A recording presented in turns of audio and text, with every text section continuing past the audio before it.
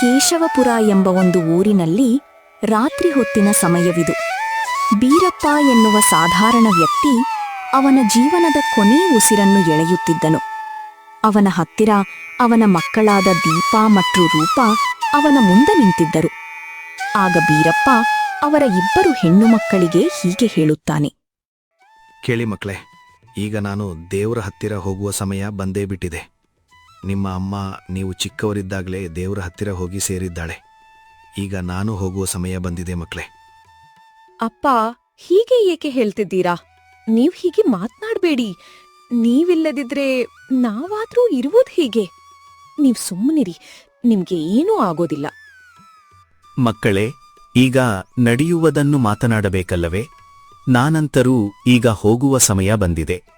ನೋಡಿ, ಇಲ್ಲಿ ನಿಮ್ಮ ತಾಯಿಯ ಮೂರ್ತಿ ಇದೆ ಅಲ್ಲವೇ? ನೀವಿರುವವರೆಗೂ ಈ ಮೂರ್ತಿಯನ್ನು ನಿಮ್ಮ ಹತ್ತಿರವೇ ಇಟ್ಟುಕೊಳ್ಳಿ. ಈ ಮೂರ್ತಿ ನಿಮಗೆ ಕಷ್ಟವಿದ್ದಾಗ ಸಹಾಯ ಮಾಡುತ್ತೆ. ನೀವು ಯಾವಾಗಲೂ ಇಬ್ಬರೂ ಜೊತೆಯಲ್ಲಿ ಇರಿ. ನೀವು ಯಾವಾಗಲೂ ಬೇರೆಯಾಗಬೇಡಿ. ಇಲ್ಲ ಅಪ್ಪ, ನಾವ್ ನಿಮ್ಮೆಲ್ಲಾ ಮಾತನ್ನು ಕೇಳ್ತೇವೆ. ನಾನ್ ರೂಪನನ್ನು ಬಿಟ್ಟುಕೊಡುವುದಿಲ್ಲ. ಈಗ ನಾನು ಹೋಗುವ ಸಮಯ ಬಂದಿದೆ. ಎಷ್ಟೇ ಕಷ್ಟ ಬಂದ್ರೂ ರೂಪಾನನ್ನು ಓದಿಸು. ಅವಳನ್ನು ದೊಡ್ಡ ವ್ಯಕ್ತಿಯನ್ನಾಗಿ ಮಾಡು. ರೂಪಾ ಮಗಳೇ, ಊರಿನ ಜನರು ಬಾಯಿಗೆ ಬಂದ ಹಾಗೆ ಏನೇನಾದರೂ ಮಾತನಾಡುತ್ತಾರೆ. ನೀವು ತಲೆಯಲ್ಲಿ ಹಾಕಿಕೊಳ್ಳಬೇಡಿ. ಊರಿನವರು ನಾನು ಕಳ್ಳನೆಂದು ಹೇಳಬಹುದು, ಆದರೆ ನೀವು ಯಾವುದನ್ನು ತಲೆಗೆ ಹಾಕಿಕೊಳ್ಳಬೇಡಿ. ಸತ್ಯ ಯಾವಾಗಲೂ ಹೊರಗೆ ಬಂದೇ ಬರುತ್ತೆ. ದೇವರು ಮೇಲೆ ಭಾರವನ್ನಿಟ್ಟು ಜೀವನ ಮಾಡಿ. ಇಷ್ಟು ಹೇಳಿದಂತನೇ ಬೀರಪ್ಪ ಜೀವವನ್ನು ಬಿಟ್ಟುಬಿಡುತ್ತಾನೆ. ಅವರ ಅಪ್ಪ ತೀರಿಕೊಂಡ ನಂತರ ದೀಪಾ ನೀರು ತರಬೇಕೆಂದು ಬಾವಿಯತ್ತಿರ ಹೋಗುತ್ತಾಳೆ. ಅಲ್ಲಿ ನಿಂತ ಇಬ್ಬರು ಹೆಣ್ಣು ಮಕ್ಕಳು ಮೀನಾ ಮತ್ತು ಕ್ಷೇಮ ಅವಳಿಗೆ ಹೀಗೆ ಹೀಯಾಳಿಸುತ್ತಾರೆ. ನೋಡಿ ನೋಡಿ ಇವಳನ್ನ. ಇವರ ಅಪ್ಪ ದೇವರ ಗುಡಿಯಲ್ಲಿರುವ ದೇವರ ಮೈಮೇಲಿನ ಬಂಗಾರವನ್ನು ಕದ್ದಿದ್ದನು. ದೇವರ ಶಾಪದಿಂದ ತೀರಿಕೊಂಡು ಹೋದನು. ಈಗ ಇವಳು ಸತೀ ಸಾವಿತ್ರಿಯಾಗಿ ಓಡಾಡ್ತಿದ್ದಾಳೆ. ಇದೇ ಸಮಯವನ್ನು ಉಪಯೋಗಿಸಿ ದೀಪಾಳಿಗೆ ಮೀನಾ ಹೀಗೆ ಹೇಳುತ್ತಾಳೆ. ಹೌದು ಅಕ್ಕ, ನೀನ್ ಹೇಳುವುದು ಸರಿಯಾಗಿದೆ. ಕಳ್ಳನ ಮಗಳು ಕಳ್ಳಿಯಾಗಿ ಇರುತ್ತಾಳೆ ಅಲ್ವೇ? ಓಯ್ ಹುಡುಗಿ, ಕೇಳು. ನೀನು ಕೆಲಸ ಕೇಳ್ಕೊಂಡು ನಮ್ಮ ಮನೆ ಹತ್ತಿರ ಮಾತ್ರ ಬರಲು ಹೋಗ್ಬೇಡ. ನಿನಗೆ ಕೆಲಸ ಕೊಟ್ಟು ನಿನ್ನನ್ನು ಬೆಳೆಸಿದ್ರೆ ಮುಂದೆ ನಮ್ಮ ಮನೆಯಲ್ಲಿರುವ ಸಾಮಾನುಗಳನ್ನು ನೀನು ಕದ್ದುಕೊಂಡು ಹೋಗುತ್ತೀಯಾ? ಮೀನಾ ಮತ್ತು ಕ್ಷೇಮನ ಮಾತು ಕೇಳಿದ ದೀಪಾಳಿಗೆ ತುಂಬಾ ಬೇಸರವಾಗತ್ತೆ. ಬೇಸರದಿಂದ ದೀಪಾ ಹೀಗೆ ಹೇಳುತ್ತಾಳೆ. ನೋಡಿ, ನೀವೆಲ್ಲರೂ ಸೇರಿ ತೀರಿಕೊಂಡಿರುವ ನನ್ನ ಅಪ್ಪನ ಮೇಲೆ ಅಪವಾದವನ್ನ ಹೊರಿಸ್ಬೇಡಿ. ಅವರು ತುಂಬಾ ಒಳ್ಳೆಯ ವ್ಯಕ್ತಿ ಇದ್ರು. ಅವರು ಯಾರ ಹತ್ರನೂ 1 ರೂಪಾಯಿ ಕೂಡ ಇಸಿದ್ಕೊಳ್ತಾ ಇದ್ದಿಲ್ಲ. ಅವಳು ಹೀಗೆ ಮಾತನಾಡಿದಾಗ ಅಲ್ಲಿ ನಿಂತ ಒಬ್ಬ ವ್ಯಕ್ತಿ ಸಿಟ್ಟಿನಿಂದ ಹೀಗೆ ಹೇಳುತ್ತಾನೆ. ಸುಮ್ನಿರು, ನೀನು ಹೆಚ್ಚಿಗೆ ಮಾತನಾಡಬೇಡ. ನಿಮ್ಮಪ್ಪ ಅವತ್ತು ಮಂದಿರದ ಎಲ್ಲಾ ಸಾಮಾನುಗಳನ್ನು ಕದ್ದುಕೊಂಡು ಹೋಗಿದ್ದನು. ನಿಮ್ಮಂತ ಈ ಕಲಬೆರಿಕೆ ಜೀವನ ಮಾಡುವವರನ್ನು ಈ ಬಾವಿಗೆ ಬಿಟ್ಟು ನೀರನ್ನು ಕಳಶಿತಗೊಳಿಸಲು ಕೊಡುವುದಿಲ್ಲ. ಇಲ್ಲಿಂದ ಸುಮ್ಮನೆ ಹೋಗು, ಇಲ್ಲವಾದರೆ ನೋಡು ಮತ್ತೆ. ಪಾಪ, ದೀಪಾ ಏನು ಹೇಳಿದೆ ಸುಮ್ಮನೆ ಅಲ್ಲಿಂದ ಹೋಗ್ಬಿಡ್ತಾಳೆ.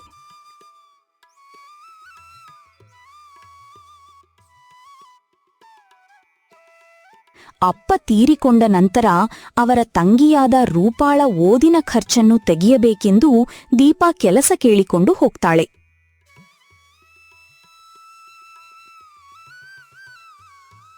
ರಮೇಶಣ್ಣ, ಈ ನಿಮ್ ಅಂಗಡಿಯಲ್ಲಿ ನನಗೆ ಸ್ವಲ್ಪ ಕೆಲ್ಸ ಕೊಡಿ. ಏನಾದ್ರೂ ಕೊಡಿ, ನಾನ್ ಮಾಡ್ತೇನೆ. ನಮ್ ತಂಗಿ ರೂಪಾ, ಅವಳು ತುಂಬಾ ಓದ್ಬೇಕಂತ ಮಾಡಿದ್ದಾಳೆ. ಅವಳನ್ನು ಓದಿಸ್ಬೇಕಂದ್ರೆ ನನ್ಗೀಗ ಹಣ ಬೇಕು. ದಯವಿಟ್ಟು ಯಾವ್ದಾದ್ರೂ ಒಂದ್ ಕೆಲ್ಸ ಕೊಡಿ. ಇಲ್ಲಿಂದ ಸುಮ್ಮನೆ ಹೋಗು. ನನ್ನ ಅಂಗಡಿಯಲ್ಲಿ ಈಗಾಗ್ಲೇ ಕೆಲಸದವರಿದ್ದಾರೆ. ನನಗೆ ಕೆಲಸದವರು ಈಗ ಬೇಡ. ನೀನು ಇನ್ನೂ ಸ್ವಲ್ಪ ಹೊತ್ತಿಲ್ಲಿ ನಿಂತ್ರೆ ನನ್ನ ಕಸ್ಟಮರ್ಸ್ ಹಾಳಾಗ್ತಾರೆ. ಹೋಗು, ನಿನ್ನ ಮುಂದಿನ ದಾರಿಯನ್ನ ನೋಡು. ಹೋಗು ಇಲ್ಲಿಂದ. ಅಣ್ಣ, ನಾನು ಕಡಿಮೆ ದುಡ್ಡಿನಲ್ಲಿ ಕೆಲಸವನ್ನು ಮಾಡುತ್ತೇನೆ.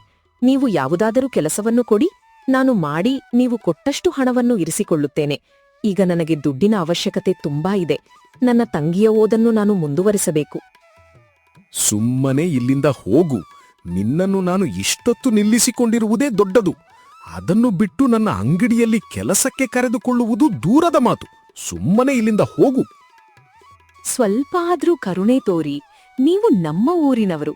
ನೀವೇ ನಮಗೆ ಹೀಗೆ ಮಾಡಿದರೆ ನಮ್ಮನ್ನು ಯಾರು ಕೆಲಸಕ್ಕೆ ಕರೆದುಕೊಳ್ಳುತ್ತಾರೆ? ಭೂಮಿಯಲ್ಲಿ ತುಂಬ ಜನ ಅನಾಥರಿದ್ದಾರೆ. ಹಾಗಂತ ಎಲ್ಲರನ್ನೂ ನನ್ನ ಅಂಗಡಿಯಲ್ಲಿ ಕೆಲಸಕ್ಕೆ ಕರ್ಕೊಳ್ಳ? ಸುಮ್ಮನೆ ಏನೂ ಮಾತನಾಡದೆ ಇಲ್ಲಿಂದ ಹೋಗು. ಇಲ್ಲ ಅಂದ್ರೆ ನಿನ್ನನ್ನು ಹೊಡೆದು ಕಳಿಸ್ತೇನೆ. ದೀಪಾವನ ಮಾತನ್ನು ಕೇಳಿ ಬೇಸರದಿಂದ ಅಲ್ಲಿಂದ ಹೋಗುತ್ತಾಳೆ. ಆದರೆ ದೀಪಾ ಅಷ್ಟಕ್ಕೆ ಸೋಲನ್ನು ಒಪ್ಪಿಕೊಳ್ಳುವುದಿಲ್ಲ. ಅವರ ಊರಿನಲ್ಲಿ ಸಂತೆಯಲ್ಲಿ ಹೋಗಿ ಸ್ವಲ್ಪ ತರಕಾರಿಗಳನ್ನು ತುಂಬಿಸಿಕೊಂಡು ಸಂತೆಯಲ್ಲಿ ಮಾರಾಟ ಮಾಡುತ್ತಾಳೆ. ಬನ್ನಿ ಬನ್ನಿ, ಎಲ್ಲರೂ ಬನ್ನಿ. ತಾಜಾ ತಾಜಾ ತರಕಾರಿಗಳು ಬಂದಿದೆ. ಯಾವುದೇ ತರಹದ ಕೆಮಿಕಲ್ ಯೂಸ್ ಮಾಡಿ ಬಳದಿಲ್ಲ. ಬನ್ನಿ, ದಯವಿಟ್ಟು ಬನ್ನಿ. ಯಾರಾದ್ರೂ ತರಕಾರಿಗಳನ್ನು ತೆಗೆದುಕೊಳ್ಳಿ. ನನ್ನ ತಂಗಿ ಓದಿಗಾಗಿ ನನಗೆ ಸ್ವಲ್ಪ ಹಣದ ಅವಶ್ಯಕತೆ ಇದೆ.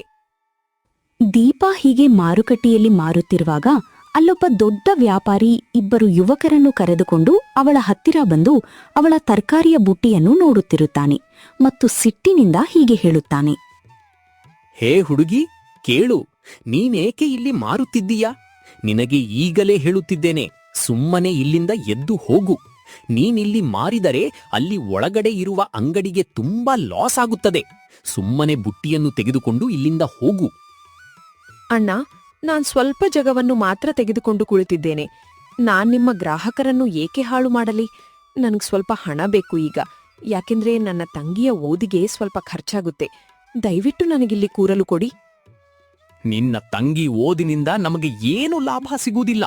ಇನ್ನು 2 ನಿಮಿಷದಲ್ಲಿ ನೀನು ಇಲ್ಲಿಂದ ಹೋಗದಿದ್ದರೆ ನಾನು ನಿನ್ನ ಈ ಎಲ್ಲಾ ತರಕಾರಿಗಳನ್ನು ಚೆಲ್ಲಿಬಿಡುತ್ತೇನೆ.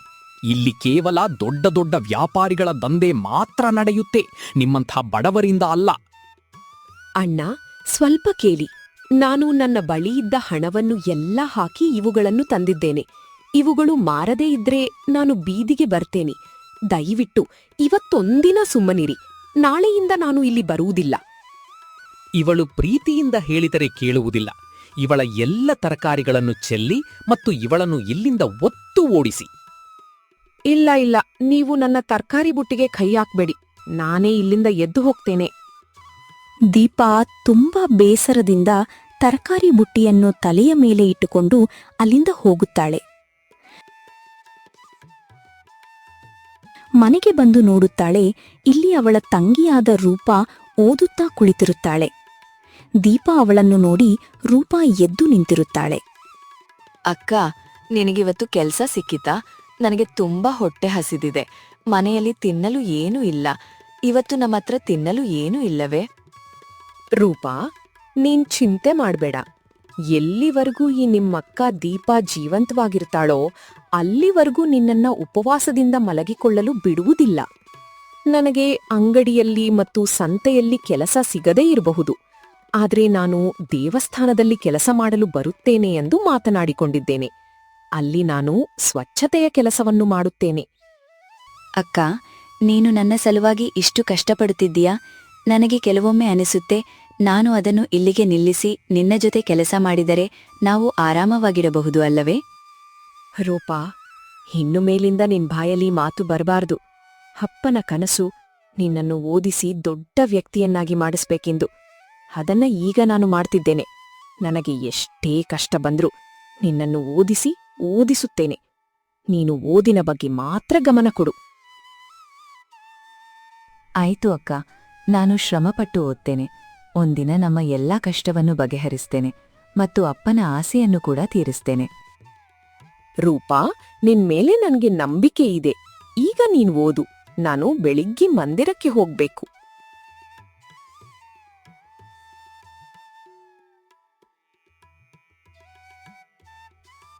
ಬೆಳಿಗ್ಗೆ ಆಗ್ತಿದ್ದಂತನೇ ದೀಪಾ ಗುಡಿಯ ಮುಂದೆ ಹೋಗಿ ಕಸವನ್ನು ಹೊಡೆಯುತ್ತಿರುತ್ತಾಳೆ.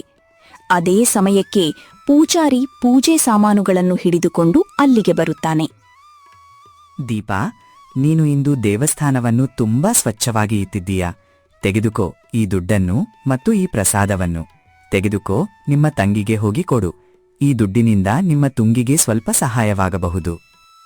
ಪೂಜಾರಿಗಳೇ, ನಿಮಗೆ ತುಂಬಾ ಧನ್ಯವಾದಗಳು. ಈ ದುಡ್ಡಿನಿಂದ ನಾನು ರೂಪಾಳಿಗೆ ಹೊಸ ಪುಸ್ತಕಗಳನ್ನು ಕೊಡಿಸುತ್ತೇನೆ. ನನಗೆ ಆಶೀರ್ವಾದ ಮಾಡಿ ನನ್ನ ತಂಗಿಯನ್ನು ಓದಿಸಿ ಅವಳ ಜೀವನವನ್ನು ಚೆನ್ನಾಗಿ ಇಡಲಿ ಎಂದು.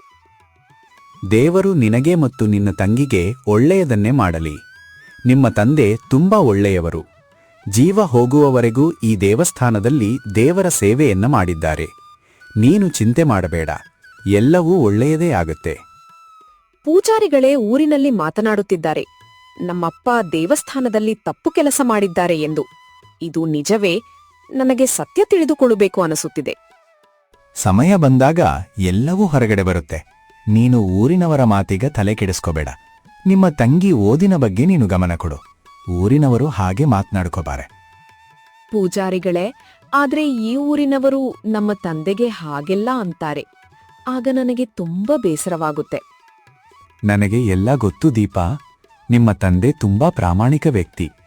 ನೀನು ಎಲ್ಲಾ ಚಿಂತೆ ಮಾಡಬೇಡ. ನಿನ್ನ ತಂಗಿಯ ಬಗ್ಗೆ ಚಿಂತೆ ಮಾಡು. ಇಷ್ಟು ಮಾತನಾಡಿದ ನಂತರ ದೀಪಾ ಹಣವನ್ನು ತೆಗೆದುಕೊಂಡು ಮನೆಗೆ ಹೋಗುತ್ತಾಳೆ. ಹೀಗೆ ತುಂಬಾ ದಿನಗಳು ಕಳೆದು ಹೋಗುತ್ತವೆ. ಒಂದಿನ ದೀಪಾ ಮತ್ತು ರೂಪಾ ಮನೆಯಲ್ಲಿ ಕುಳಿತುಕೊಂಡು ಹೀಗೆ ಮಾತನಾಡಿಕೊಳ್ಳುತ್ತಿರುತ್ತಾರೆ. ಅಕ್ಕ, ಇಲ್ಲಿವರೆಗೆ ನನ್ನ ಓದು ಮುಗಿದಿದೆ. ಈ ಊರಿನಲ್ಲಿದ್ದು ನಮ್ಮ ಜೀವನ ಸರಿಯಾಗಿ ನಡೆಯುವುದಿಲ್ಲ. ಎಷ್ಟು ದಿನ ಅಂತ ನೀನು ದೇವರ ಗುಡಿಯಲ್ಲಿ ಕಸ ಹೊಡೆದುಕೊಂಡು ಜೀವನ ಮಾಡುವುದು? ನಾವು ಈ ಊರನ್ನ ಬಿಟ್ಟು ಪಟ್ಟಣಕ್ಕೆ ಹೋಗಿ ಜೀವನ ಮಾಡ್ಬೋದು ಅಲ್ಲವೇ? ರೂಪಾ, ನೀನ್ ಹೇಳುವುದು ಸರಿಯಾಗಿಯೇ ಇದೆ. ನಮಗೆ ಇಲ್ಲಿ ಕೆಲಸವನ್ನು ಕೊಡುವವರೂ ಇಲ್ಲ, ಮತ್ತು ನಿನಗೆ ಇಲ್ಲಿ ಒಳ್ಳೆಯ ಕಾಲೇಜು ಕೂಡ ಇಲ್ಲ. ನಾವು ಇಲ್ಲಿಂದ ಹೋಗಲೇಬೇಕಾಗುತ್ತದೆ. ಆದರೆ ನಾವು ಎಲ್ಲಿಗೆ ಹೋಗುವುದು? ನಮಗೆ ಹಿಂದ ಮುಂದ ಯಾರೂ ಇಲ್ಲ. ಅಕ್ಕ, ಹೊರಗೆ ಹೋಗಿದ್ದರೆ ನಾವು ಹೇಗಾದ್ರೂ ಮಾಡಿ ದುಡಿದು ಜೀವನವನ್ನ ಸಾಗಿಸ್ಬೋದು. ಆದ್ರೆ ಇಲ್ಲಿ ಹೊಟ್ಟೆ ಹಸಿವಿನಿಂದ ಸಾಯ್ಬೇಕು. ಇಲ್ಲಿ ನಮಗೆ ಯಾರೂ ಸಹಾಯ ಮಾಡಲು ಬರುವುದಿಲ್ಲ. ಅಲ್ಲಿ ಹೋದರೆ ನಮಗೆ ಕೆಲಸವೂ ಸಿಗುತ್ತದೆ. ಅಲ್ಲಿ ಹೊಸ ಹೊಸ ಜನಗಳು ಕೂಡ ಪರಿಚಯವಾಗ್ತಾರೆ. ಆಯ್ತು, ನೀನ್ ಹೇಳಿದಾಗೇ ಆಗಲಿ. ನಾಳೆ ನಾವು ಈ ಮನೆಯನ್ನು ಖಾಲಿ ಮಾಡಿ ಹೋಗೋಣ. ನಿನ್ನ ಓದಿನ ಪುಸ್ತಕಗಳನ್ನೆಲ್ಲವನ್ನೂ ತೆಗೆದಿಟ್ಟು. ನನಗೆ ನಮ್ಮ ಮೇಲೆ ನಂಬಿಕೆ ಇದೆ. ನಾವು ಪಟ್ಟಣಕ್ಕೆ ಹೋದರೆ ನಮ್ಮ ಜೀವನವನ್ನ ಬದಲಾಯಿಸ್ಕೊಳ್ಬೋದು. ಅಲ್ಲಿ ನಾನು ನನ್ನ ಎಲ್ಲ ಶ್ರಮವನ್ನ ಹಾಕಿ ಓದ್ತೇನೆ ಮತ್ತು ನಿನ್ನ ಹೆಸರನ್ನ ತರ್ತೇನೆ. ರೂಪಾ, ನಿನ್ನ ಮೇಲೆ ನನಗೆ ತುಂಬಾ ನಂಬಿಕೆ ಇದೆ. ನೀನು ಹೇಳಿದ್ದನ್ನು ಮಾಡೇ ಮಾಡುತ್ತೀಯೆ ಎಂದು ನಾನು ಅಂದುಕೊಳ್ಳುತ್ತೇನೆ. ಬಾ, ಈಗ ನಾವು ಎಲ್ಲ ವಸ್ತುಗಳನ್ನು ಕಟ್ಟಿಕೊಳ್ಳೋಣ.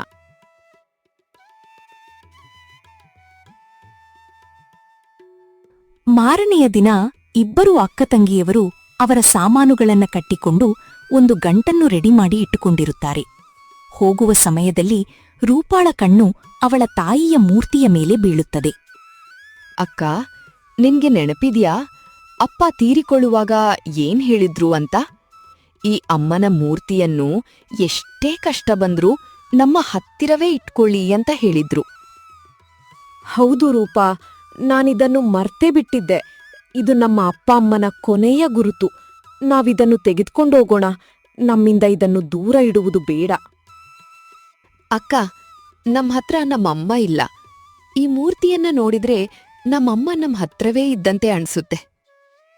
ರೂಪಾ, ನಿನಗೆ ಮೊದ್ಲಿನಿಂದ ಈಗ ತುಂಬಾ ತಿಳುವಳಿಕೆ ಬಂದಿದೆ.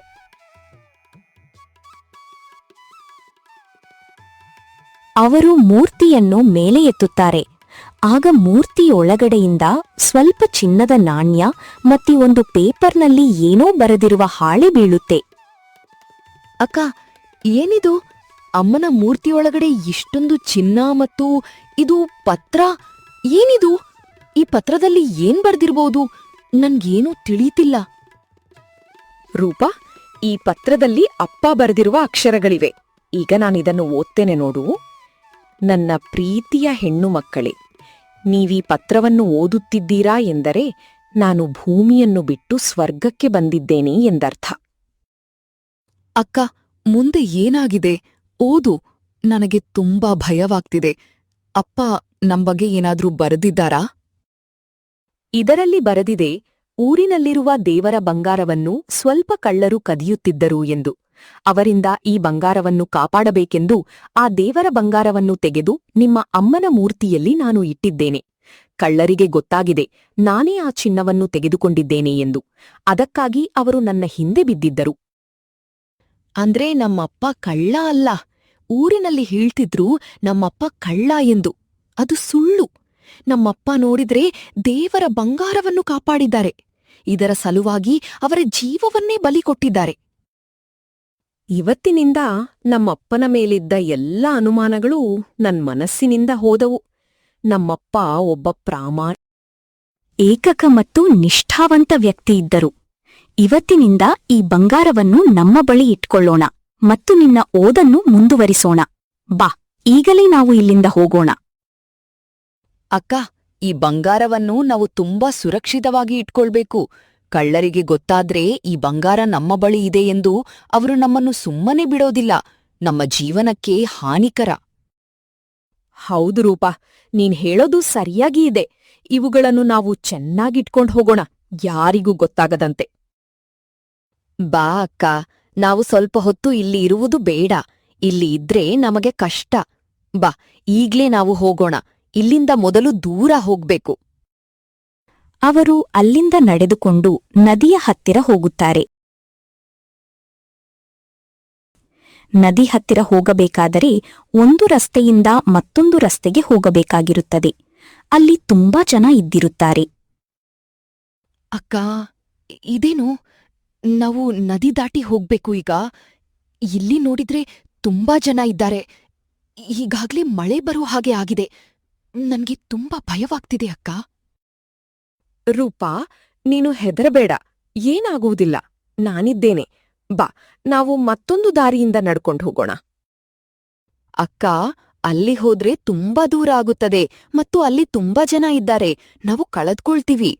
ಬಾ ಅಕ್ಕ, ನಾನು ನಿನ್ನ ಜೊತೆನೇ ಇರುತ್ತೇನೆ. ಎಲ್ಲಿಯೂ ಹೋಗೋದಿಲ್ಲ. ಬಾ, ಹೋಗೋಣ. ಹೀಗೆ ಹೋಗುತ್ತಿದ್ದಂತೆಯೇ ತುಂಬ ಜನ ಕೂಡಿಕೊಳ್ಳುತ್ತಾರೆ. ಆಗ ದೀಪಾ ಮತ್ತು ರೂಪಾ ಬೇರೆ ಬೇರೆಯಾಗಿ ಬಿಡುತ್ತಾರೆ. ಅಯ್ಯೋ ರೂಪಾ, ನೀನ್ ಎಲ್ ಹೋದೆ? ಯಾರಾದ್ರೂ ನನ್ನ ತಂಗಿಯನ್ನ ಹುಡುಕಿ ಕೊಡಿ. ಅವಳು ಕಳೆದುಕೊಂಡಿದ್ದಾಳೆ. ಅಯ್ಯೋ, ಇದೇನು? ನಾನೆಲ್ಲಿ ಬಂದೆ? ಅಕ್ಕ, ಎಲ್ಲಿದೀಯಾ? ನನ್ಗೆ ತುಂಬಾ ಹೆದರಿಕೆ ಆಗ್ತಿದೆ. ನನ್ನಕ್ಕ ಎಲ್ಲಿ ಹೋದ್ಲು? ನನ್ನ ತಂಗಿಗೆ ಎಲ್ಲಿ ಹೋಗ್ಬೇಕೆಂದು ತಿಳಿಯುವುದಿಲ್ಲ. ನನಗೆ ಅನಿಸ್ತದೆ ಅವಳು ನನ್ನನ್ನು ತುಂಬಾ ಹುಡುಕುತ್ತಿದ್ದಾಳೆ ಎಂದು. ದೀಪಾ ರೂಪಳನ್ನು ತುಂಬಾ ಹುಡುಕುತ್ತಾಳೆ ಮತ್ತು ಅವಳು ಮುಂದೆ ಹೋಗುತ್ತಾಳೆ. ಅಲ್ಲಿ ಒಬ್ಬರು ದೇವರಿಗೆ ಬಂದಿರುತ್ತಾರೆ. ಅವರು ನದಿಯಲ್ಲಿ ಜಳಕ ಮಾಡಿ ಬರುತ್ತಿರುವಾಗ ರೂಪಾ ಅವಳಿಗೆ ಸಿಗುತ್ತಾಳೆ. ರೂಪಾ ದಾರಿ ತಪ್ಪಿಯಲ್ಲಿಯೋ ಹೋಗಿರುತ್ತಾಳೆ. ರೀ, ನೋಡಿರಿ ಸ್ವಲ್ಪ. ಇಲ್ಲಿ ನೋಡಿರಿ, ಯಾವುದೋ ಹುಡುಗಿ ಅಳುತ್ತಾ ಇಲ್ಲಿ ಕುಳಿತಿದ್ದಾಳೆ. ಈ ಜಾಗ ಸರಿಯಿಲ್ಲ. ಒಬ್ಬಂಟಿಯಾಗಿ ಹುಡುಗಿ ಇಲ್ಲಿಗೆ ಕುಳಿತಿದ್ದಾಳೆ. ಹೌದು, ಈ ಹೆಣ್ಣು ಮಗು ಇಲ್ಲಿಗೇಕೆ ಬಂದಳು? ಈ ಜಾಗ ಸರಿಯಿಲ್ಲ. ಇಲ್ಲಿ ಕಳ್ಳರ ಕಾಟ ತುಂಬ ಇದೆ. ಇರು, ನಾನು ಈಗಲೇ ಕೇಳ್ತೇನೆ. ಯಾರಮ್ಮ ನೀನು? ಇಲ್ಲಿ ಏಕೆ ಬಂದಿದ್ದೀಯಾ? ಅಕ್ಕ, ನನ್ ಕೈ ಬಿಡ್ಬೇಡ ಅಕ್ಕ. ನನ್ ಕೈ ಬಿಡ್ಬೇಡ. ನೀನು ಹೆದರ್ಬೇಡ, ಏನಾಗಿಲ್ಲ. ನಾವು ಕಳ್ಳರಲ್ಲ. ನೀನೀಗ ದಾರಿ ತಪ್ಪಿ ಬಂದಿದೀಯಾ ಅನ್ಸತ್ತೆ. ಯಾರು ನಿಮ್ಮ ಅಕ್ಕ? ಏನವಳ ಹೆಸರು? ನಾವು ಕೇಶವಪುರದವರು. ನನ್ನ ಅಕ್ಕನ ಹೆಸರು ದೀಪಾ. ನಮ್ಮ ಅಪ್ಪ ಅಮ್ಮ ತೀರಿಕೊಂಡಿದ್ದಾರೆ. ನಾನು ಮತ್ತು ನಮ್ಮ ಅಕ್ಕ ನದಿ ದಾಟಿ ಹೋಗ್ಬೇಕಾಗಿತ್ತು. ಅಲ್ಲಿ ತುಂಬಾ ಜನ ಇದ್ದರು. ಹಾಗಾಗಿ ಇಲ್ಲಿ ನಡ್ಕೊಂಡು ಬರುತ್ತಿದ್ದೆವು. ಗದ್ದಲದಲ್ಲಿ ನಾನು ತಪ್ಪಿಸಿಕೊಂಡು ಬಿಟ್ಟಿದ್ದೇನೆ. ಅಯ್ಯೋರೀ, ಇವರ ಅಪ್ಪ ಅಮ್ಮ ಈಗಾಗ್ಲೇ ಇವಳಿಂದ ದೂರವಾಗಿದ್ದಾರೆ ಮತ್ತು ಇವಳ ಅಕ್ಕ ಕೂಡ ಇವಳಿಂದ ತಪ್ಪಿಸ್ಕೊಂಡಿದ್ದಾಳೆ. ಈಗ ಈ ಅನಾಥ ಮಗುವನ್ನು ನೋಡಿಕೊಳ್ಳುವವರು ಯಾರು? ನೀನ್ ಹೇಳೋದು ಸರಿಯಾಗಿಯೇ ಇದೆ. ನನಗೆ ಅನಿಸುತ್ತೆ ದೇವರು ನಮಗಾಗಿ ಹೆಣ್ಣು ಮಗುವನ್ನು ಕಳುಹಿಸಿದ್ದಾನೆ ಎಂದು. ಮಗಳೇ, ಬಾ ನನ್ನ ಹತ್ತಿರ. ಇನ್ನು ಮೇಲಿಂದ ನಿನಗೆ ತಂದೆ ತಾಯಿ ನಾವೇ ಮತ್ತು ನಿನ್ನನ್ನು ಸಾಕುತ್ತೇವೆ. ನೀವು ತುಂಬಾ ಒಳ್ಳೆಯವರು. ನಾನು ನಿಮ್ಮನೆ ಎಲ್ಲಾ ಕೆಲಸವನ್ನು ಮಾಡುತ್ತೇನೆ. ನೀವು ನನ್ನನ್ನು ಇಟ್ಟುಕೊಳ್ಳಿ ಸಾಕು. ಇಲ್ಲ ಮಗಳೇ, ಮನೆ ಕೆಲಸ ಮಾಡೋದೇನು ಬೇಡ. ನಮ್ಗೆ ಮಕ್ಳಿದ್ದಾರೆ, ಅವರ ಜೊತೆ ನೀನು ಓದಿದರೆ ಸಾಕು. ನಮ್ಮ ಅಕ್ಕನ ಕನಸು ಇದೇ ಆಗಿತ್ತು. ನಾನು ಚೆನ್ನಾಗಿ ಓದಿ ಮುಂದೆ ಬರಬೇಕೆಂದು. ನಮ್ಮ ಅಕ್ಕನ ಕನಸನ್ನು ನಾನು ನನಸು ಮಾಡಿಯೇ ಮಾಡುತ್ತೇನೆ. ಅವರು ಅವಳನ್ನು ಕರೆದುಕೊಂಡು ಮನೆಗೆ ಹೋಗುತ್ತಾರೆ.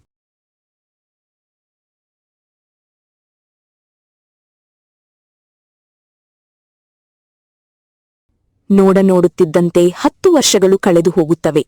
ಅವಳನ್ನು ತುಂಬಾ ಕಷ್ಟಪಟ್ಟು ಓದಿಸಿ ಪೊಲೀಸ್ ಆಫೀಸರ್ ಆಗಿ ಮಾಡಿರುತ್ತಾರೆ. ರೂಪಾ ಪೊಲೀಸ್ ಗಾಡಿಯನ್ನು ತೆಗೆದುಕೊಂಡು ರಾಮನಗರದಲ್ಲಿ ಹೋಗುತ್ತಾಳೆ. ಯಾಕೆಂದರೆ ಅವಳನ್ನು ಅಲ್ಲಿಯೇ ಹಾಕಿರುತ್ತಾರೆ. ನಮಸ್ತೆ ಮೇಡಂ, ಇನ್ನು ಮೇಲಿಂದ ಈ ಊರಿಗೆ ನೀವೇ ಹೆಡ್. ನಾನು ಕೇಳಿಪಟ್ಟಿದ್ದೇನೆ ನೀವು ತುಂಬಾ ಪ್ರಾಮಾಣಿಕವಾಗಿ ಕೆಲಸ ಮಾಡುತ್ತೀರಿ ಎಂದು. ಹೌದು ಹೌದು, ಯಾಕಂದ್ರೆ ನಾವು ಕಷ್ಟವನ್ನು ನೋಡುತ್ತಾ ಬಂದವರು. ಈ ಊರಿನಲ್ಲಿ ಬಡವರಿಗೆ ಯಾವುದೇ ತರಹದ ಅನ್ಯಾಯವಾಗಬಾರದು. ಮೇಡಂ, ನಾನು ಗರ್ವದಿಂದ ಹೇಳ್ತೇನೆ, ನಿಮ್ಮಂಥವರು ಪ್ರತಿ ಊರಲ್ಲಿ ಇರಬೇಕು. ಬನ್ನಿ ಮೇಡಂ, ಈಗ ಎಲ್ಲ ಫೈಲನ್ನು ನಾನು ನಿಮ್ಗೆ ತೋರಿಸ್ತೇನೆ. ಹೌದು, ನಾನು ಎಲ್ಲ ಫೈಲನ್ನು ನೋಡ್ಬೇಕು. ಈ ಊರಿನಲ್ಲಿ ಯಾರು ಯಾರು ಅಪರಾಧಿಗಳಿದ್ದಾರೆ ಎಂದು ಎಲ್ಲ ಫೈಲನ್ನು ತೆಗೆದುಕೊಂಡು ನನ್ನ ಟೇಬಲ್ ಮೇಲೆ ಇಡಿ, ನಾನು ನೋಡ್ತೇನೆ. ಅಷ್ಟು ವರ್ಷಗಳಾದರೂ ದೀಪಾ ಅವಳ ತಂಗಿಯನ್ನು ಹುಡುಕುತ್ತಾ ಹುಡುಕುತ್ತಾ ಊರೂರಲೆದು ರಾಮನಗರಕ್ಕೆ ಬಂದು ತಲುಪುತ್ತಾಳೆ. ಅವಳ ಹತ್ತಿರವಿದ್ದ ಗಂಟು ಮತ್ತು ಗಂಟು ಒಳಗೆ ಇದ್ದ ಚಿನ್ನದ ನಾಣ್ಯವನ್ನು ನೆನೆಸಿಕೊಂಡು ಅವಳು ಮನಸ್ಸಿನಲ್ಲಿ ಹೀಗೆ ಮಾತನಾಡುತ್ತಾ ಹೋಗುತ್ತಾಳೆ. ನನ್ನ ಸಣ್ಣ ತಂಗಿ ರೂಪಾ ನನ್ನ ಬಿಟ್ಟು ಹೋದಳು. ಅವಳನ್ನ ನೆನೆಸುತ್ತಾ ಅಳುತ್ತಾ ಕುಳಿತರೆ ಆಗುವುದಿಲ್ಲ. ನನ್ನಪ್ಪ ನನಗೆ ಧೈರ್ಯವನ್ನ ಹೇಳಿ ಹೋಗಿದ್ದಾರೆ, ಯಾವಾಗಲೂ ನಮ್ಮನ್ನು ನಾವು ಬಿಟ್ಟುಕೊಡಬಾರದು ಎಂದು. ನನಗನ್ಸುತ್ತೆ, ನನ್ನ ಹತ್ತಿರ ಇಷ್ಟೊಂದು ಚಿನ್ನದ ನಾಣ್ಯ ಇದೆ, ಯಾಕೆ ನಾನು ಇದೇ ಊರಿನಲ್ಲಿ ಒಂದು ಊಟದ ಅಂಗಡಿಯನ್ನ ಇಡಬಾರದು? ಸ್ವಲ್ಪ ಲಾಭವಾದರೂ ಸಾಕು, ನನ್ನ ಖರ್ಚು ದಾಟುತ್ತದೆ. ನಾನಂಗಡಿ ಇಟ್ಟರೆ ನನ್ನ ರೂಪ ತಂಗಿಗೆ ಇಷ್ಟವಾಗಿರುವ ಆಹಾರವನ್ನೇ ಅಲ್ಲಿ ಮಾಡುತ್ತೇನೆ, ಯಾಕೆಂದರೆ ಅವಳ ನೆನಪು ನನಗೆ ಸದಾ ಉಳಿಯುತ್ತೆ.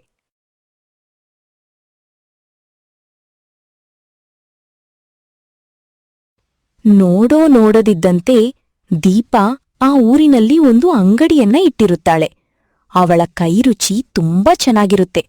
ಹಾಗಾಗಿ ತುಂಬಾ ಗ್ರಾಹಕರು ಅವಳ ಅಂಗಡಿಗೆ ಬರುತ್ತಿರುತ್ತಾರೆ. ದೀಪಾ, ನಿನ್ನ ಈ ಕೈರುಚಿ ನಮ್ಮ ಮನವನ್ನು ಸೆಳೆದಿದೆ. ನೀನು ಮಾಡುವ ಈ ಆಹಾರ ಎಲ್ಲರ ಮನಸ್ಸನ್ನು ತಿಳಿದಿದೆ. ಅದಕ್ಕಾಗಿಯೇ ನಿನ್ನ ಅಂಗಡಿಯಲ್ಲಿ ಇಷ್ಟು ಜನ ಇದ್ದಾರೆ.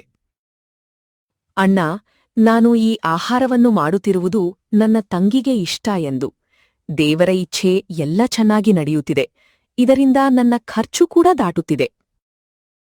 ಹೀಗೆ ಸ್ವಲ್ಪ ದಿನ ಕಳೆದ ನಂತರ ಆ ಊರಿನ ಕಳ್ಳರು ದೀಪಾಳ ಅಂಗಡಿ ಮೇಲೆ ಒಂದು ಕಣ್ಣನ್ನು ಇಟ್ಟಿರುತ್ತಾರೆ.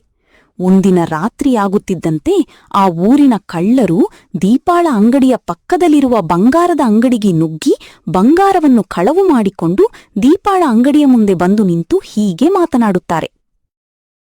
ನೋಡಿ, ಈ ಅಂಗಡಿಯ ಮಾಲಕತಿ ಈಗ ತುಂಬಾ ಸಾಹುಕಾರರಾಗಿದ್ದಾಳೆ. ನನಗನ್ಸತ್ತೆ ಇವಳು ಹಣವನ್ನು ಅಂಗಡಿಯಲ್ಲಿ ಇಟ್ಟಿರಬಹುದು ಎಂದು.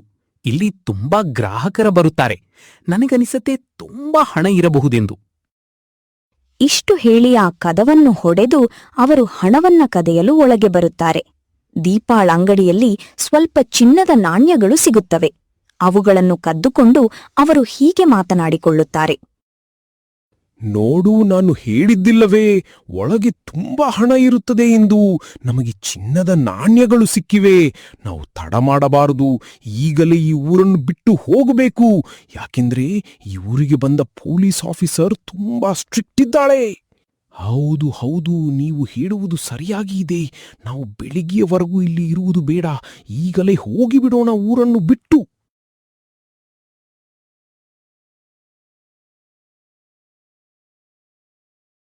ಬೆಳಿಗ್ಗೆ ಆಗ್ತಿದ್ದಂತೆ ದೀಪಾ ಬಂದು ಅವಳ ಅಂಗಡಿಯೊಳಗೆ ನೋಡುತ್ತಾಳೆ. ಅಲ್ಲಿ ಕಳ್ಳತನವಾಗಿ ಬಿಟ್ಟಿರುತ್ತೆ. ಅವಳ ಜೊತೆ ಒಬ್ಬ ವ್ಯಕ್ತಿ ಕೂಡ ಬಂದಿರುತ್ತಾನೆ. ಆಗ ಅವನು ಈ ಘಟನೆಯನ್ನು ನೋಡಿ ಹೀಗೆ ಹೇಳುತ್ತಾನೆ. ದೀಪಾ, ಏನಿದು? ನಿನ್ನ ಅಂಗಡಿಯಲ್ಲಿ ಕಳ್ಳತನವಾಗಿ ಬಿಟ್ಟಿದೆ. ಇದನ್ನು ನಾವು ಇಲ್ಲಿಗೆ ಬಿಡಬಾರದು. ನಮ್ಮ ಊರಿಗೆ ಹೊಸ ಪೊಲೀಸ್ ಲೇಡಿ ಬಂದಿದ್ದಾಳೆ. ಬಾ, ಈಗಲೇ ಪೊಲೀಸ್ ಠಾಣೆಗೆ ಹೋಗೋಣ. ಸ್ವಲ್ಪವೂ ತಡಮಾಡದೆ ಅವರು ಪೊಲೀಸ್ ಠಾಣೆಗೆ ಹೋಗುತ್ತಾರೆ. ಅವರು ಪೊಲೀಸ್ ಠಾಣೆಗೆ ಬರುತ್ತಾರೆ. ಅಲ್ಲಿ ರೂಪ ಇರುತ್ತಾಳೆ. ದೀಪನು ಪೊಲೀಸ್ ಠಾಣೆಗೆ ಹೋಗಿರುತ್ತಾಳೆ. ಆದರೆ ಇವರು ಒಬ್ಬರನ್ನು ಒಬ್ಬರು ಗುರುತಿಡಿಯುವುದಿಲ್ಲ. ಯಾಕೆ?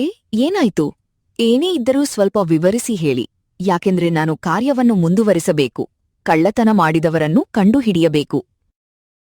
ಮೇಡಂ, ರಾಮನಗರದ ಒಂದು ಮೂಲೆಯಲ್ಲಿ ನಂದು ಒಂದು ಅಂಗಡಿಯಲ್ಲಿ ಅಲ್ಲಿ ನಾನು ಆಹಾರವನ್ನು ಮಾರಿ ಜೀವನ ಮಾಡ್ತೇನೆ. ನನ್ನ ಇಡೀ ಜೀವನದಲ್ಲಿ ಗಳಿಕೆ ಮಾಡಿರುವ ಹಣವನ್ನು ನಾನು ಅಲ್ಲಿಯೇ ಇಟ್ಟಿದ್ದೆ. ಅವರೆಲ್ಲವನ್ನೂ ಲೂಟಿ ಮಾಡ್ಕೊಂಡು ಹೋಗಿದ್ದಾರೆ. ನೀವು ಚಿಂತೆ ಮಾಡಬೇಡಿ, ನಾವು ಈಗ ಲೇ, ಬಂದು ನಿಮ್ಮ ಅಂಗಡಿಯನ್ನು ನೋಡುತ್ತೇವೆ. ಸ್ವಲ್ಪ ತಡ ಮಾಡದೆ ರೂಪಾ ಅವಳ ಕಾನ್ಸ್ಟೇಬಲ್ ಅನ್ನು ಕರೆದುಕೊಂಡು ಅಲ್ಲಿ ಹೋಗುತ್ತಾಳೆ. ಅಂಗಡಿಯನ್ನು ವಿಚಾರಿಸುತ್ತಾರೆ. ಮಧ್ಯಾಹ್ನದವರೆಗೂ ಅಲ್ಲಿ ಏನಾದರೂ ಪ್ರೂಫ್ ಸಿಗುತ್ತದೆ ಎಂದು ಹುಡುಕುತ್ತಾರೆ. ಆದರೆ ಏನೂ ಸಿಗುವುದಿಲ್ಲ. ರೂಪಾ ತುಂಬ ದಣಿದುಕೊಂಡಿರುತ್ತಾಳೆ. ಇದನ್ನು ನೋಡಿದ ದೀಪಾ ಅವರಿಗೆ ಊಟ ಕೊಡಬೇಕೆಂದು ಒಂದು ತಟ್ಟೆಯಲ್ಲಿ ಊಟವನ್ನು ಹಾಕಿಕೊಂಡು ತಂದುಕೊಡುತ್ತಾಳೆ. ಮೇಡಮ್, ನಾನು ಬೆಳಗ್ಗೆಯಿಂದ ನೋಡ್ತಿದ್ದೇನೆ. ನೀವು ತುಂಬಾ ದಣಿದುಕೊಂಡಿದ್ದೀರಿ. ನಿಮ್ಗೆ ಹೊಟ್ಟೆ ಹಸಿದಿದೆ ಎಂದು ತಿಳಿಯುತ್ತೆ. ಹಿಡಿದುಕೊಳ್ಳಿ, ಇದು ನನ್ನ ಅಂಗಡಿಯಲ್ಲಿ ಮಾಡಿರುವ ಆಹಾರ, ತಿನ್ನಿ. ಇಲ್ಲ ಇಲ್ಲ, ನಾನು ಡ್ಯೂಟಿಯಲ್ಲಿದ್ದಾಗ ಯಾರೇ ಏನು ಕೊಟ್ಟರೂ ತೆಗೆದುಕೊಳ್ಳುವುದಿಲ್ಲ. ಇದು ನಮ್ಮ ನಿಯಮ, ನಾವು ಪಾಲಿಸಬೇಕು ಮೇಡಮ್. ಹೀಗೆ ಏಕೆ ಹೇಳುತ್ತಿದ್ದೀರಾ? ನೀವು ನನ್ನ ಸಣ್ಣ ತಂಗಿ ಹಾಗೆಯೇ ಇದ್ದೀರಾ. ಇಲ್ಲ ಅನ್ಬೇಡಿ, ದಯವಿಟ್ಟು ತಿನ್ನಿ. ದೀಪಾ ಇಷ್ಟು ಹೇಳುತ್ತಿರುವುದನ್ನು ನೋಡಿ ರೂಪಾ ಇಲ್ಲ ಎನ್ನಲು ಬರುವುದಿಲ್ಲ. ಹಾಗಾಗಿ ಅವಳು ಒಂದು ತುತ್ತು ಬಾಯಲ್ಲಿ ಹಾಕಿದ್ದಾಳೆ. ಒಂದು ತುತ್ತು ತಿಂದ ನಂತರವೇ ರೂಪಾ ಸುಮ್ಮನೆ ಸ್ವಲ್ಪ ಹೊತ್ತು ಕುಳಿತುಕೊಳ್ಳುತ್ತಾಳೆ. ಇದೇನಿದು, ತುಂಬಾ ರುಚಿಯಾಗಿದೆ. ನನ್ನ ಜೀವನದಲ್ಲಿ ಈ ತರಹದ ರುಚಿ ನಾನು ತಿಂದಿದ್ದು ಒಬ್ಬರ ಕೈಯಿಂದ ಮಾತ್ರ, ಅದು ನನ್ನ ಅಕ್ಕನ ಕೈರುಚಿಯಿಂದ. ಅವಳು ಇದೇ ತರಹದ ಅಡಿಗೆಯನ್ನು ಮಾಡುತ್ತಿದ್ದಳು. ಮೇಡಮ್, ಇದರಲ್ಲಿ ಯಾವುದೇ ತರಹದ ಚಮತ್ಕಾರವಿಲ್ಲ. ನನ್ನ ಸಣ್ಣ ತಂಗಿ ನೆನಪಿಗಾಗಿ ಈ ಅಡಿಗೆಯನ್ನು ನಾನು ಮಾಡುತ್ತಿದ್ದೇನೆ. ಅವಳು ಚಿಕ್ಕವಳಿದ್ದಾಗ ಸಂತೆಯಲ್ಲಿ ಕಳೆದುಕೊಂಡಿದ್ದಳು. ಏನ್ ಹೇಳಿದ್ದೀರಿ ನೀವು? ನಿಮ್ಮ ತಂಗಿ ಸಂತೆಯಲ್ಲಿ ಕಳೆದುಕೊಂಡಿದ್ದಾಳೆ? ಅದು 10 ವರ್ಷದ ಹಿಂದೆ. ನಿಮ್ಮ ತಂಗಿಯ ಹೆಸರೇನು? ನೀವು ಯಾವ ಊರಿನಲ್ಲಿದ್ದೀರಿ? ಮೇಡಮ್, ನನ್ನ ಮುದ್ದಿನ ಸಣ್ಣ ತಂಗಿ ಹೆಸರು ರೂಪಾ. ನಾವು ಕೇಶವಪುರದಲ್ಲಿರುತ್ತಿದ್ದೆವು. ನನ್ನ ತಂದೆ ತೀರಿಕೊಂಡ ನಂತರ ನಾವು ಬೇರೆ ಊರಿಗೆ ಹೋಗ್ಬೇಕೆಂದು ನದಿ ದಾಟಿ ಹೋಗುತ್ತಿದ್ದೆವು. ಅಲ್ಲಿ ತುಂಬಾ ಜನಗಳ ಗದ್ದಲವಿತ್ತು. ಆಗ ನನ್ನ ತಂಗಿ ನನ್ನಿಂದ ಕಳೆದುಕೊಂಡ್ಳು. ನನಗ್ಗೊತ್ತಿಲ್ಲ, ಈಗವಳು ಬದುಕಿದ್ದಾಳೋ ಏನು. ಅಕ್ಕ, ನೀವ್ ಏನ್ ಹೇಳ್ತಿದ್ದೀರಾ? ನೀವು ಕೇಶವಪುರದವರೇನಾ? ನಮ್ಮ ತಂದೆಯ ಹೆಸರು ಭೀಮೇಶ್ ಅಲ್ಲವೇ? ಮೇಡಮ್, ನನ್ನ ಬಗ್ಗೆ ನೀವು ಹೇಗಿಷ್ಟು ತಿಳಿದುಕೊಂಡಿದ್ದೀರಾ? ನನ್ನ ತಂದೆಯ ಹೆಸರು ನಿಮ್ಗೆ ಹೇಗೆ ಗೊತ್ತು? ಇಲ್ಲಿ ಏನ್ ನಡೆಯುತ್ತಿದೆ? ದಯವಿಟ್ಟು ಹೇಳಿ. ಅಲ್ಲಿ ಎಲ್ಲ ಶಾಂತ ವಾತಾವರಣ ಇದ್ದಾಗೆ ಆಗಿರುತ್ತೆ. ಅಕ್ಕ, ನೀವು ಹೇಳ್ತಿದ್ದೀರಿ ಅಲ್ಲವೇ, ನನ್ನ ತಂಗಿಯ ಇದ್ದಾಳೋ ಇಲ್ಲವೋ ಅಂದು. ನನಗೇನೂ ಆಗಿಲ್ಲ. ನಾನು ಕಳೆದ ನಂತರ ನಾನು ಮುಂದೆ ಹೋಗಿದ್ದೆ. ಅಲ್ಲಿ ನದಿಯ ಹತ್ತಿರ ಇಬ್ಬರು ಒಳ್ಳೆಯ ವ್ಯಕ್ತಿಗಳಿದ್ರು. ಅವರು ಇನ್ನು ಮೇಲಿಂದ ನಿನಗೆ ನಾವೇ ತಂದೆ ತಾಯಿ ಎಂದು ನನ್ನನ್ನು ಕರೆದುಕೊಂಡು ಹೋದರು. ದೇವರೇ, ನಾನ್ ನೋಡುತ್ತಿರುವುದು ಕನಸಲ್ಲವೇ? ಇವಳು ನನ್ನ ಸಣ್ಣ ತಂಗಿಯೇ? ಇವಳು ಪೊಲೀಸ್ ಆಗಿದ್ದಾಳೆ. ಹೌದು, ನೀನನ್ಕೊಳ್ಳೋದು ಸರಿಯಾಗಿದೆ ಅಕ್ಕ. ನಾನು ನಿಮ್ಮ ತಂಗಿ. ನನಗೆ ಏನೂ ಆಗಿಲ್ಲ. ನಿನ್ನ ಆಸೆಯನ್ನ ನಾನು ಪೂರೈಸಿದ್ದೇನೆ. ನಾನು ನಿಮ್ಮ ತಂಗಿ ರೂಪಾ. ದೇವರು ನನ್ನ ಕೂಗನ್ನು ಕೇಳಿಸಿಕೊಂಡಿದ್ದಾನೆ ಎಂದನಿಸುತ್ತೆ. ನಾನು ದಿನವಡೀ ಅಂಗಡಿಯಲ್ಲಿ ಕುಳಿತುಕೊಂಡು ನನ್ನ ತಂಗಿಯನ್ನೇ ನೆನೆಸಿಕೊಳ್ಳುತ್ತಿದ್ದೆ. ದೇವರು ನನ್ನ ತಂಗಿಯನ್ನು ಮರಳಿ ನನಗೆ ಕೊಟ್ಟಿದ್ದಾನೆ. ಹೌದಕ್ಕ, ಇನ್ಮೇಲಿಂದ ನೀವು ಚಿಂತೆ ಪಡಬೇಡಿ. ಚಿಕ್ಕವಳಿದ್ದಾಗ ನೀವು ಪಟ್ಟಿರುವ ಕಷ್ಟವನ್ನು ನೋಡಿದ್ದೇನೆ. ನಾನು ನಿನಗೆ ಸ್ವಲ್ಪವೂ ಕಷ್ಟ ಬರದಂತೆ ನೋಡ್ಕೊಳ್ತೇನೆ. ದಯವಿಟ್ಟು ನನ್ನನ್ನು ಕ್ಷಮಿಸಿಬಿಡು. ಅವತ್ತು ಎಷ್ಟೇ ಹುಡುಕಿದ್ರೂ ನೀನ್ ನನ್ಗೆ ಸಿಗ್ಲಿಲ್ಲ. ಈಗ ಅದನ್ನು ಚಿಂತೆ ಮಾಡ್ಬೇಡ.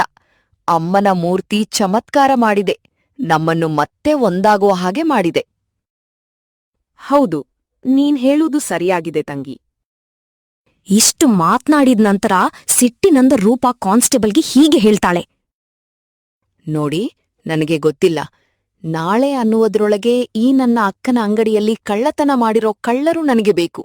ನಾವು ಎಷ್ಟೇ ಕಷ್ಟವಾದ್ರೂ ನಾಳೆ ಅನ್ನೋದ್ರೊಳಗೆ ಅವರನ್ನ ಹುಡುಕ್ಬೇಕು. ಆಯ್ತು ಮೇಡಮ್, ಈಗ ಹೋಗೋಣ ಬನ್ನಿ. ನಾಳೆ ಅನ್ನೋದ್ರೊಳಗೆ ಅವ್ರನ್ನ ಹುಡ್ಕೋಣ. ಈಗ್ಲೇ ಹೋಗಿ ಇನ್ವೆಸ್ಟಿಗೇಷನ್ ಮಾಡೋಣ.